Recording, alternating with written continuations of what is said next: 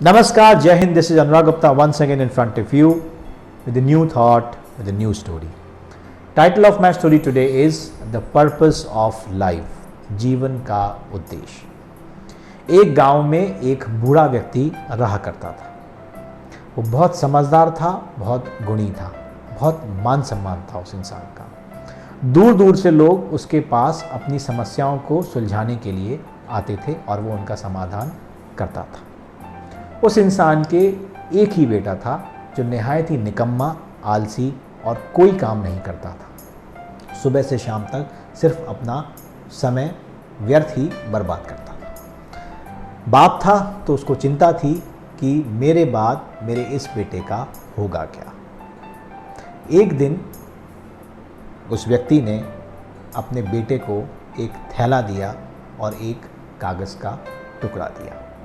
थैले के अंदर कुछ कपड़े, अलग अलग सीजन्स के हिसाब से 4 जोड़ी कपड़े, कुछ कच्चा राशन और कुछ ज़रूरत का सामान था और कागज़ के ऊपर एक नक्शा बना हुआ था। बेटे ने पूछा कि पिताजी ये क्या है। आदमी ने कहा कि बेटा ये एक नक्शा है खजाने का जिसको तुमको जाकर लाना है और उसमें पूरे रास्ते की डिटेल्स लिखी हुई हैं और तुम्हारे रास्ते के लिए थोड़ा बहुत सामान, कपड़े मैं बांध के दे रहा हूँ। लड़के को लगा चलो कुछ ना कुछ करने से ना करने से बेहतर है कि मैं कुछ एडवेंचर करके आऊँ। लड़का वो सारा सामान लेके अगले दिन सुबह सुबह निकल पड़ा। चलता रहा वो रास्ते पे, क्योंकि लंबी जर्नी थी, कई महीने कई साल भी लगे उसको वहाँ पहुँचने में। जैसे जैसे वो जाता था जगह जगह उसको हर तरीके के सीज़न मिलते थे, हर तरीके के लोग मिलते थे। सब फिज़ाएं देखता हुआ वो वहाँ पहुँचा। उसको कठिनाइयाँ भी बहुत आईं, कई बार उसको लुटेरों ने लूट भी लिया। बड़ी मुश्किल से वह 1 साल के अंदर उस पर्टिकुलर नक्शे वाली जगह पर पहुँच गया। पेड़ के नीचे जहाँ पर जिस नक्शे में वो जगह बनी थी वहाँ पर उसने खोदना शुरू किया और 2 दिन तक लगातार वो खोदता रहा, लेकिन उसको कुछ भी नहीं मिला। थक हार कर उसने अपने बाप को बहुत गालियाँ दी कि मुझे कहाँ फंसा दिया, कहाँ भेज दिया और मेरा समय पूरा बर्बाद कर दिया। वो वापस घर की ओर चल पड़ा।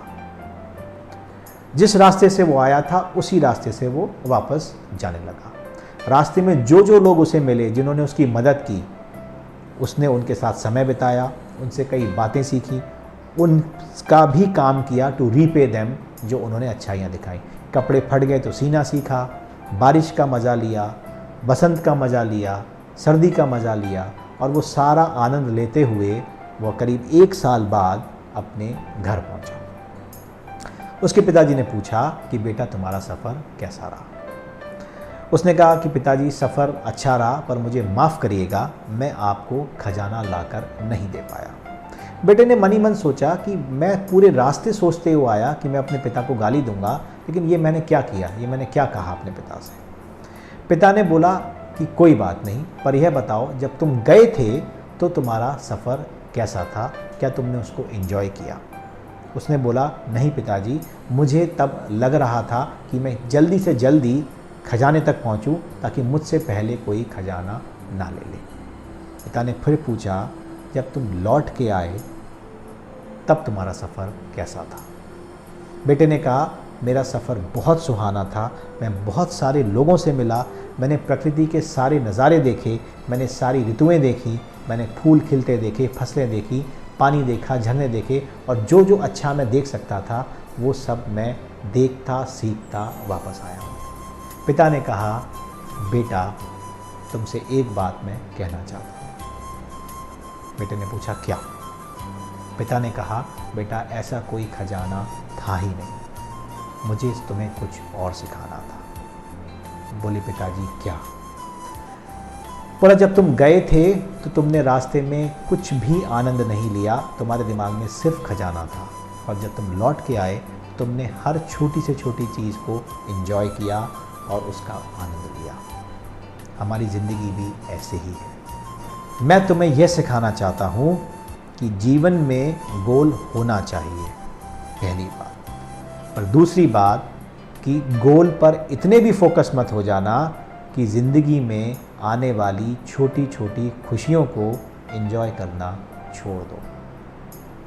Don't be too focused on your goal that you fail to identify the little small treasures of life, because life is not about the goal itself but is all about living those small moments of happiness.